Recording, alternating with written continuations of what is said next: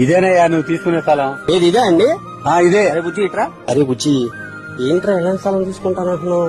Road లేదు, current లేదు. 10 సంవత్సరాలైనా ఈ సైట్ డెవలప్మెంట్ అవ్వదు. ఈ సైట్ తీసుకుంటే లాస్.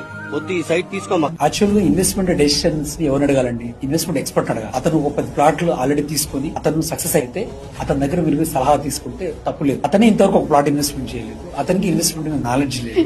మనం వెళ్ళి అతను అడగడం వల్ల నష్టపోయేది అతను కాదు, ఆ నష్టం. నేను ఒక ప్లాట్ ఇన్వెస్ట్మెంట్ చేయాలనుకుంటున్నప్పుడు ఆ రియల్ ఎస్టేట్ ఎక్స్పర్ట్ ఖచ్చితంగా కలండి. ఈ రోజు రేపట్లో ప్రపంచం అంతా గూగుల్లోనే ఉంది. సో మాలాంటి వాళ్ళు కలిసి ఖచ్చితంగా దాంట్లో what is plus and minus everything చెప్తాము.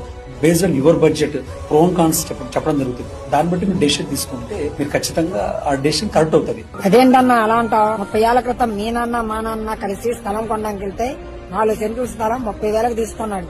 ఇవాళకి 4 కోట్లు అయ్యింది. మా నాన్న డబ్బును నమ్ముకొని ఏమి కొనలేక అలాగే ఉండిపోయింది. కానీ అప్పట్లో భూమిని నమ్మేవాళ్ళు ఇవాళ బాగుపడ్డారు. 5 లక్షలు పెట్టి నాకు ఈ స్థలం కొనకపోతే ఫ్యూచర్ లో నేను పిల్లలకి ఏమి ఇవ్వలేని వాడిని అవుతాను.